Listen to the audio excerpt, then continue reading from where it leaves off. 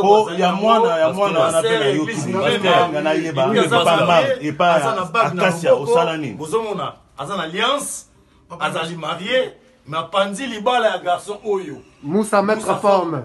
Yeyo, Apandi Libala ya forme. Pendant 6 ans. 6 ans, Azan Monsiwana, Azan 5 ans de séparation. Na mwana, na bana ya massa Oyo, Ako Chambana na Misa. Dans pasteur. Bola na biso mo. Na Yeba, au Salani, Acacia. Na Yeba, pour nous okene na hôpital. Ngalo ki masolo wana lobby. Moussa aloba na novo. Loba na Yo yebisanga. Ngai na yoka. Papa Moussa. Comment est papa te? Ah papa te. Bana nde bazana bango intact na tika la ko division mwana moko. Intact. Ndenge yo docteur. Na yebi ngai moko. Bana deux fois que ndoki na lalibo na kola na bango me na tika la ko. Papa bango la bango to komola la bango. Ta va vivre tout ça. Papa.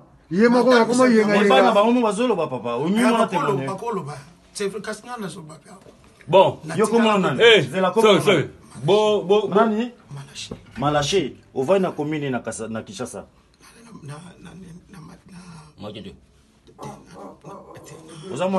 Ayebi place anda ofa. Le bon papa. Bongo posa. Tenazo va na Metland. Nakin Na vandi na bandal.